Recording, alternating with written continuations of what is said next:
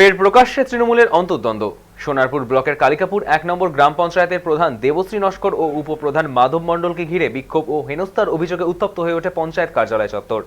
ঘটনায় গুরুতর অভিযোগ তোলা হয়েছে তৃণমূলী 2 সদস্য সাইনাজ বেগম ও রবিন মণ্ডলের বিরুদ্ধে। অভিযোগ, শনিবার কালিকাপুর 1 নম্বর গ্রাম পঞ্চায়েতের অফিসে প্রধান ও উপপ্রধান নিজেদের চেয়ারে বসে সরকারি কাজকর্ম করছিলেন। ঠিক সেই সময় আচমকা সাইনাজ বেগম ও রবিন মণ্ডল প্রায় 50 জন অনুগামীকে নিয়ে অফিসে ঢুকে পড়েন। প্রধান দেবশ্রী নস্করকে মারধরের হুমকি দেওয়া হয়, গালিগালাজ করা হয় এবং শারীরিকভাবে হেনস্থা করারও চেষ্টা করা হয়। এর মধ্যে ঘটনার ছবি সোশ্যাল মিডিয়ায় ভাইরাল। সূত্রের খবর, স্বনির্ভর গোষ্ঠীর কমিটি গঠন নিয়ে গত কয়েক মাস ধরে পঞ্চায়েত তীব্র মতবিরোধ চলছিল। এদিন হামলার সেই ষড়যন্ত্রের অংশ বলে দাবি করেন পঞ্চায়েত উপপ্রধান মাধব মণ্ডল। ঘটনার পর বিরোধী দলগুলির তীব্র কটাক্ষের মুখে পড়েছে রাজ্যের শাসক দল।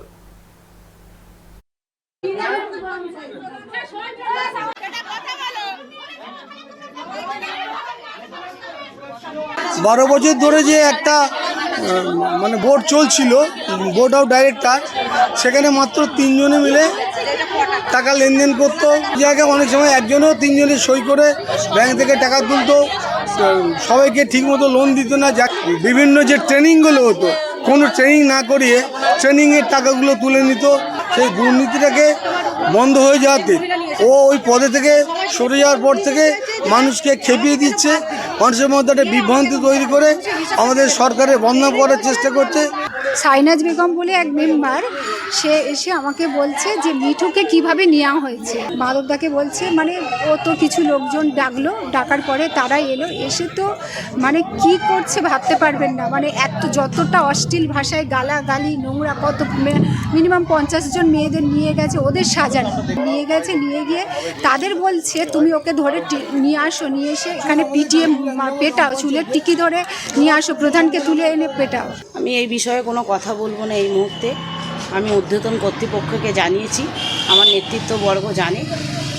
আমরা নিজেদের মধ্যে আগে দেখি, এই সম্বন্ধে আমি এই মুহূর্তে কেউ অভিযোগ করতেই পারে। পঞ্চায়েতের বিষয়, আমিও পঞ্চায়েত মেম্বার, আমি আমার কর্তৃপক্ষ যাকে জানিয়েছি, কর্তৃপক্ষের সঙ্গে আলোচনা সাপেক্ষে মেটাবো। তৃণমূল কংগ্রেসের পরিচালিত বোর্ড, সেই বোর্ডের প্রধান এবং উপপ্রধান ঘেরাও হয়ে যাচ্ছে তৃণমূল কংগ্রেসের সদস্যদের দ্বারা।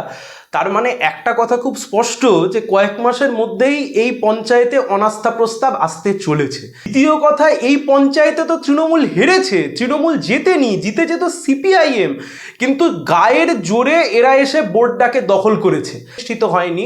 এই তৃণমূলের বোর্ডের বিরুদ্ধে আমাদের বিশ্বাস, আমাদের ধারণা, এই তৃণমূলের সদস্যরাই আগামী কয়েক মাসের মধ্যে অনাস্থা প্রস্তাব নিয়ে আসবেন।